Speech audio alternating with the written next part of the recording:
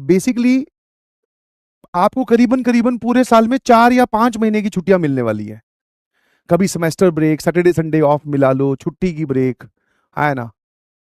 बहुत सारी मतलब छुट्टियां बहुत मिलेंगी आपको। कभी कोई फेस्ट होने लग गया, मान लो कल्चरल फेस्ट हो रहा है, वो 4-5 दिन का होता है, तब छुट्टी, है ना।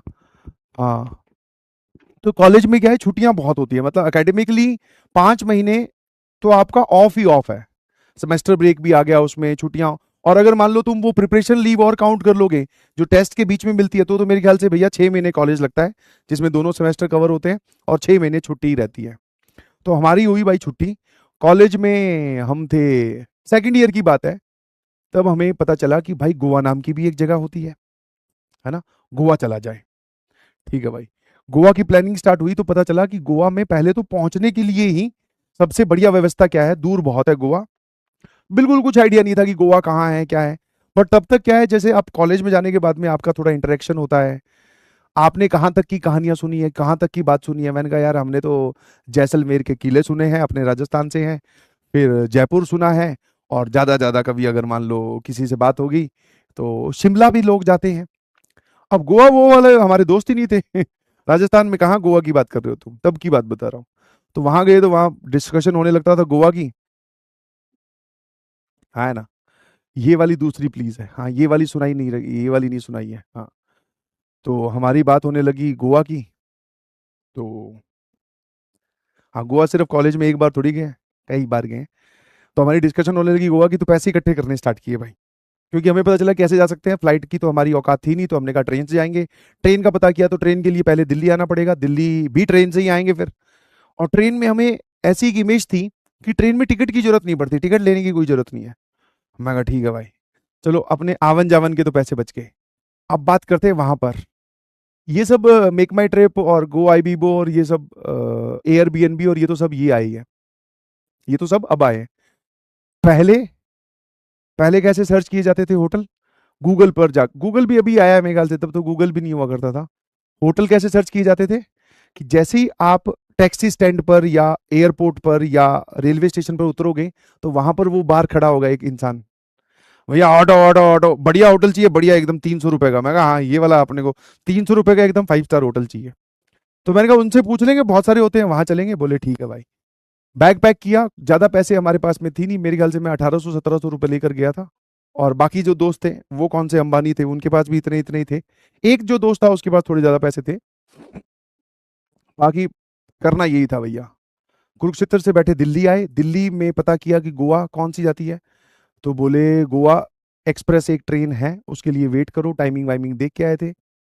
गोवा भैया जनरल डब्बे में चढ़ गए, क्योंकि बिना ट्रेन वाला तो वही था, है ना। बिना टिकट वाला जनरल डब्बे में बैठे गोवा की तरफ निकल लिए। अब हमें ये नहीं पता था, हम निकले थे ये मार्च में कोई छुट्टी पड़ी होगी तब, है ना। तब हमें ये नहीं पता था कि भाई गोवा जो है वो गर्म बहुत होता है मार्च में, है ना। तो जैसे जैसे यहाँ से बड़े हैं जनरल डब्बे में भाई साहब, थोड़ी देर मतलब ऐसा लग रहा है कि 2-3 घंटे अगर हम ट्रेन में और बैठे रहते, 18-20 घंटे तो बैठे ही थे, थोड़ी देर और बैठे रहते ना, तो हमें थैली में डाल के गोवा ले जाओ चाहे, इतने पिघल गए थे, पसीने वसीने, और भाई साहब खट खट खट खट। और गोवा में पहुंचते ही फुल टूस गर्मी, इतनी भयंकर गर्मी कि मैं तो राजस्थान का हूं, मुझे भी गर्मी फील हो रही थी। मैं कहा भाई ये क्या व्यवस्था है, यहाँ पे ठंड नहीं पड़ती क्या? वो उधर जो खड़ा था वो टैक्सी स्टैंड पे, बोले भैया ये कोई हिल स्टेशन थोड़ी है। मैं कहा फिर ये कौन सा स्टेशन है? बोले यहाँ तो समुद्र है। मैं कहा समुद्र भी तो ठंडा हो सकता है भाई साहब, फुल गर्मी, इतनी गर्मी। एक सिंपल सा इंसिडेंट बताता हूँ, हम चप्पल उतार के चले गए थे बीच पर, ठीक है। जिस स्पीड से गए थे उसकी वापस 2 टाइम्स 3 टाइम्स स्पीड से वापस कमरे में गए चप्पल पहनने के लिए। फिर वो लेकर आए साफा, समझते हो साफा, ऐसे पकड़ के घूम रहे हैं, सर पे बांध लिया, आगे से ऐसे पकड़ लिया, भाई साहब धूप धूप धूप, फुल गर्मी में पहुंचे। वहां उतरते ही उसने बोला कि भैया आपको एकदम बीच पे होटल दिलवाऊंगा। मैं कहा ठीक है भाई ये तो बहुत बढ़िया है। वो ले गया हमारे पास, हमारे को एक बीच में, उसका नाम मुझे नहीं पता है उस टाइम पे कौन सा बीच था, बट उसने क्या किया, हमें झोंपड़ियां दिलवा दी, ठीक है। अब उसने हमें कहा कि भाई कितनी झोंपड़ी लोगे? मैं कहा कितने लोग दिख रहे हैं तुझे? मैं कहा तू झोंपड़ी छोड़, हमें बस थोड़ी सी जगह बता दे कि यहाँ आपको सोना है, हम वहीं एडजस्ट कर लेंगे। बोले एक में हो जाएगा, एक में हो जाएगा, हम 4 लोग थे। मैं कहा हो जाएगा, कोई टेंशन नहीं है तू। गद्दे वद्दे नीचे बिछा के हम लोग सेट कर लेंगे। सोने तो सो तो हम कॉलेज में ही रहे थे, हमें तो गोवा घूमना है। चलो भाई, ठीक है ना। तो उसने हमें एक झोंपड़ी दिलवा दी, ठीक ठाक थी, उसमें भी गर्मी पड़ रही थी, उसका एसी भी कभी लीक कर रहा कभी नहीं चल रहा। बट वही है ना, कमरे और ट्रैवलिंग की एक्साइटमेंट थी नहीं। गोवा देखना था, पहुंच गए, है ना। हमें जब पहुंचे थे शायद शाम हो गई थी, शाम तक, हाँ। मतलब दोपहर से शाम के बीच वाला पीरियड था। सामान वामान रखा, सीधा बीच पर ही गए। बीच पर गए, पहले तो नंगे पैर, कि भाई फिल्मों में देखा है ना, घुटने तक जीन्स फोल्ड कर लो और फिर ऐसे समुंदर की लहरें जो है वो छेड़ो। पर वो जैसे ही पैर रखा, पैर जल गए, वापस आए, मैं कहा चप्पल वप्पल पहन लेते हैं भाई, रहने दे। चप्पल पहन के गए। बढ़िया मजा आ रहा है, लोग इधर से उधर जा रहे हैं, है ना, ठंडी ठंडी चीजें पी रहे हैं। हम्म, देख रहे हैं, मतलब सब लोग वहां पे एंजॉय कर रहे हैं, मजा आ रहा था भाई, फुल मजा आ रहा, बहुत बढ़िया। अब क्या है, अब तक जो हमने काम किए थे वो उसमें ज्यादा पैसे लगे नहीं थे, और उसने जो कमरा दिलाया था वो तो झोंपड़ी भी शायद उसने 300-400 रुपए की दी होगी, 400-500 की दे दी होगी, पता नहीं है एग्जैक्ट, सस्ती थी। अब बारी आई खाना खाने की। खाना कौन खिलाएगा भाई? और मैंने कहा गोवा में तो लंगर भी नहीं लगता है। या तो कहीं आप कोई मतलब तीर्थ स्थल पे गए हो, तीर्थ स्थल समझते हो, मंदिर और जहां पर होते हैं, वहां पे तो आपको खाने की व्यवस्था मिल ही जाएगी। मैं यार गोवा में अब लगेंगे पैसे भाई।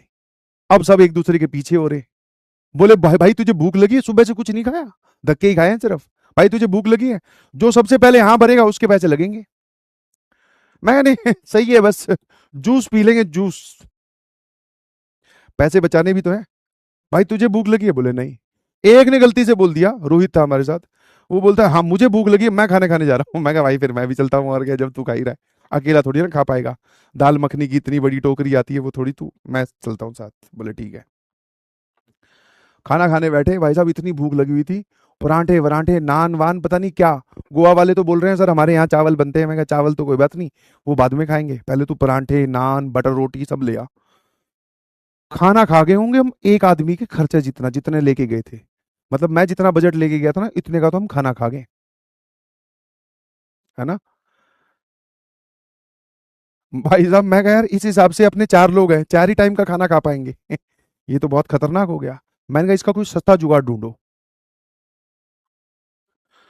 सस्ता जुगाड़ हमें ये समझ में आया कि वहां पर क्या है, जैसे वो महाराष्ट्र के पास ही लगता है, तो वहां पर वो वड़ा पाव, कच्ची दाबेली और ये सब मिलती थी, भेलपूरी। मैं कहा ये हुई ना बात, भेलपूरी पियो और खाओ, मजे लो, और क्या, है ना, इतना ही। रीजन फॉर 108 नहीं, हाँ वही, मैगी, मैगी भी महंगी थी भाई वहां। आराम से सस्ते सस्ते, मतलब सस्ता सस्ता हम घूम रहे। फिर वही लेकर आए थे खुली बनियान, है ना। गोवा पहली बार जा रहे हैं तो गोवा में कौन सी ड्रेस पहनी जाती है, फिल्में, फिल्में देख दी हमने 2-4 गोवा वाली तो। अच्छा चड्डा पहनना है, चप्पल होनी चाहिए, खुली बनियान होनी चाहिए, है ना, हाथ में ब्रेसलेट ब्रेसलेट होना चाहिए, पूरा एकदम कॉपी करके स्टाइल मार के भाई साहब। फिर वो 180 रुपए वाली चश्मा बढ़िया एकदम, धूप में जाते ही चमक जाती है जो, वो लगा के एकदम तैयार। फिर बीच पे जाने का वक्त हो गया। बीच पे जा रहे हैं तो भाई अब वही कॉलेज वाले, जस्ट मतलब इसको इंटरटेनमेंट की तरह ही सुनना। भाई यहाँ पे इतने सारी फॉरेनर्स हैं, किसी से बात करेगा। मैं कहा भाई देख ले, अपनी तो अंग्रेजी वैसी तंग है, और तुम में से तो मुझे कोई शानदार लग नहीं रहा, मैं कर ले अगर तेरे से कोई बात करती है तो। मैं कहा शकल छुपा के करना, ये जो सफेद कपड़ा लाया ना, शकल छुपा के फिर कोई बात करना। तो बिलीव यू मी, वो जो हमारी ग्रुप में सबसे ज्यादा निठल्ला था ना, मतलब कि जिसको सबसे ज्यादा ये लगा हुआ था बात करते हैं, अंग्रेजों से बात करते हैं, मुझे तो कई बार वो वाला डायलॉग मारना पड़ गया था उसको। जो अक्षय कुमार मारता है ना परेश रावल को, सॉरी परेश रावल मारता है अक्षय कुमार को हेरा फेरी में। कि काहे को छेड़ता रहे पराई औरत को। मैंने उसको 2-3 बार बोला, मैं कहा भाई देख, इन तेरा कुछ नहीं जाएगा, ये जितने भी है ना सारे, मैं कहा ऐसी मूवमेंट पे तो सब पे लेंगे अपने को। और मैं कहा यहीं पे अपने, समझ रहे हो, एकदम सीख के रख देंगे। बोले कुछ नहीं होता, कुछ नहीं होता। मैं कोई गलत बात थोड़ी कर रहा हूँ, मैं तो सिर्फ how how are you, from which country you are, since when are you staying here. पता नहीं उसने अंग्रेजी में 2-4 लाइनें, पता नहीं वो भी यूट्यूब से सीख के आया होगा। उस टाइम पे तो यूट्यूब भी नहीं होती थी, पता नहीं कहाँ से सीख के आया था, फिल्मों से सीखा होगा पक्का। मैं कहा कर ले भाई बात, तेरे को जो ठीक लगे कर, कुछ अगर बात बने तो फिर हमें बताना, उसके बाद में जब तेरे को एकदम लग जाएगी हाँ पिटाई नहीं होने वाली, देन वी विल ज्वाइन। बोले ठीक है। वो गया एक आधे से पता नहीं कहीं मिलकर, वहां पर क्या है कपल्स में ही आए होते हैं वो लोग। तो भैया उसने एक ग्रुप से बात छेड़ दी। हाँ, हाँ है ना। और बात छेड़ी भी क्या, ग्रुप मतलब उसमें 2-3 लड़के थे, 2-3 लड़कियां भी थी, बात छेड़ी भी क्या। अब कई बार अंग्रेजी ना जानने का एक फायदा होता है ना।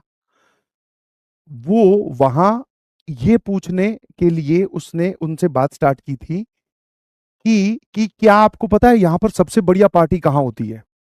ये उसके अंग्रेजी में वो सेंटेंस कुछ बनाकर लेके गया होगा, है ना, क्योंकि उसने आकर हमें यही बताया। और उनको लगा कि ये आदमी जानता है कि यहां पर सबसे बढ़िया पार्टी कहाँ होती है, उन अंग्रेजियों वाले ग्रुप को लगा। और वो यहां पर उनसे सिर्फ, अब कोई सवाल पूछना होता है ना अनजान आदमी से बात करने के लिए, तो उसने कुछ अंग्रेजी ऐसी पूछी या ऐसे बोल दिया होगा कि I know where the best party of this place is, ऐसा कुछ पूछ रहा होगा। अंग्रेजों को लगा कि इसको पता है कि बेस्ट पार्टी कहाँ होती है। वो उसको भाव देने लगे, बोले बता बता भाई बता बता। अब उसको जितनी टूटी फूटी अंग्रेजी आती है उसमें वो कन्वर्सेशन कर रहा है। इतने में हम देख रहे हैं साइड से, हा हा हु मतलब अच्छा वाला डिस्कशन हो रहा है। मैं कहा भाई इससे बढ़िया, मेरे को लग रहा है बात सेट होगी, चलते हैं अपने पहुंचते हैं। हम वहां पहुंच गए उनके पास, है ना। और भाई साहब उनके साथ आराम से बैठा भी है, और अंग्रेज क्या है थोड़े से खुले दिल के होते हैं। उन्होंने कुछ बर्गर फ्रेंच फ्राइज और वो सब मंगवा रखी है। काफी देर होगी बात करते करते, कंफर्टेबल हो गया तो फ्रेंच फ्राइज उठा के खा रहा है ना।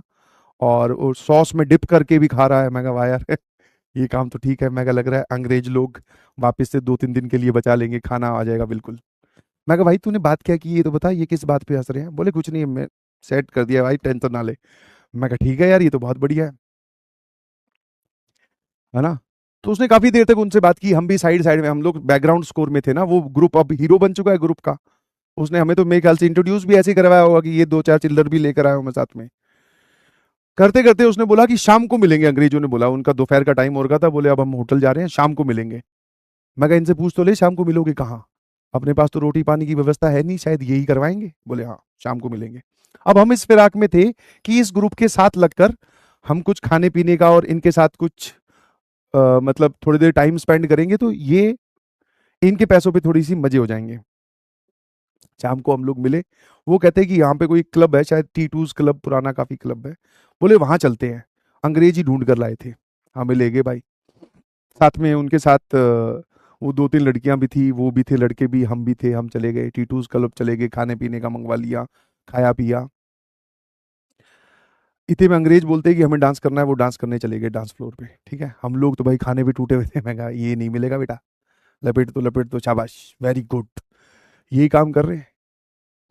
2-3 मिनट होगी, 10 मिनट होगी, 15 मिनट होगी, क्योंकि वहां पे क्या भीड़ बहुत होती है। तो हमें लगा कहीं नाच रहे होंगे और सारे ही अंग्रेज नाच रहे हैं भाई, हमें क्या करना है ना। 10 मिनट होगी, 15 मिनट होगी, वो अंग्रेज नहीं आए। मतलब वो जो लोग थे, हाँ, सैम और यही सब नाम हमें समझ में आए। हम तो सभी को सैम बुला रहे थे। उसका भी नाम सैम, उसका भी सैम, उसका भी नाम सैम, लड़की को सैमी और सैमी क्या हाल है ना। सबके नाम कौन कौन अलग अलग याद करे, पीटर और ये सब, है ना। अब हम देख रहे हैं भाई वो तो आए ही नहीं। 20 मिनट, 30 मिनट। मैंने कहा ओ हीरो जा ढूंढ गया। वो कह रहा भाई मिल तो नहीं रहे कोई भी, और इतना अंधेरा है, क्लब में लाइटें वगैरह वो जला रखी है। बोले यार समझ नहीं आ रहा कहाँ के चले गए। आधा घंटा, 45 मिनट, और जब तक वो खाने वाला सामान टेंशन में हमने सारा समेट दिया था।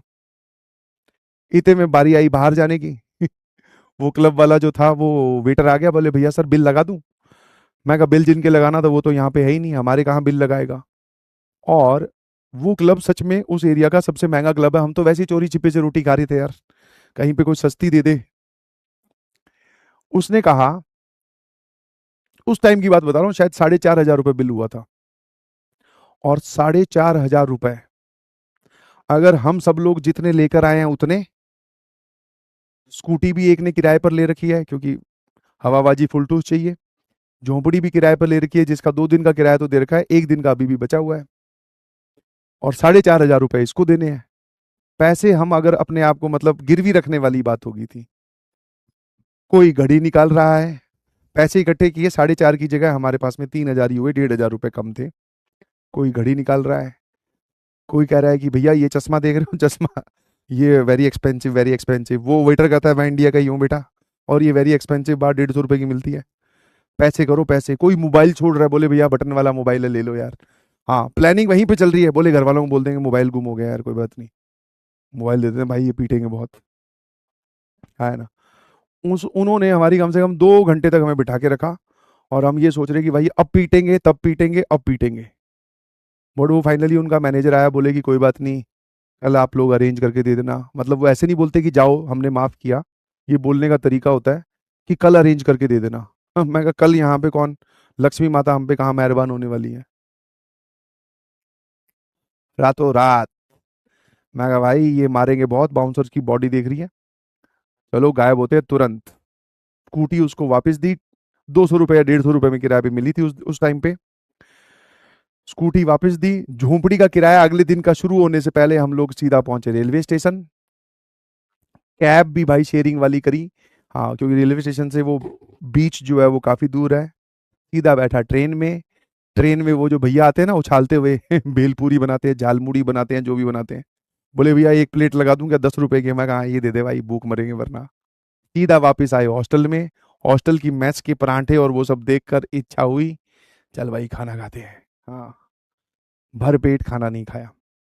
बट आज भी, now let's come to the moral of the story. आज भी मुझे वो ट्रिप इसलिए याद है क्योंकि उस ट्रिप में सबसे ज्यादा मजे आए थे। अभी भगवान की दया से, आप लोगों के प्यार की वजह से बहुत सारे पैसे भी हैं, मतलब ठीक ठाक पैसे हैं, सभी लोग इतनी उम्र में कमाई लेते हैं। बट अब वो टाइम नहीं है, और वो मेरे साथ मेरे दोस्त नहीं है, है ना। अब चाहूँ तो किसी भी 5 स्टार होटल में जाके रुक सकता हूँ, है ना, आराम से गाड़ी लेकर घूम सकता हूँ, किसी भी होटल में जाकर खाना खा सकता हूँ, ये तुम्हारे साथ भी होने वाला है। बट अब वो मेरे पास में वो जो हम 4 दोस्त थे, अब वो दोस्त नहीं है, है ना। अब मैं जितनी भी कोशिश कर लूं, कुछ भी मैं अपना जी जान लगा दूं, उतने मजे कभी नहीं आने वाले जो उस ट्रिप में आए थे, जब हम फटे हाल थे, जेब में फूटी कौड़ी भी नहीं थी। समझ गए कि नहीं समझे, है ना। The moral of the story is कि जिस टाइम पे आप अभी हैं, और जिस टाइम के लिए आप अचीव कर रहे हैं कि यार मेरे को आईआईटी में सेलेक्ट होना है, फिर मुझे ये पैसे कमाने हैं, फिर ये गाड़ी खरीदनी है, फिर यहाँ जाना है, वो ठीक है।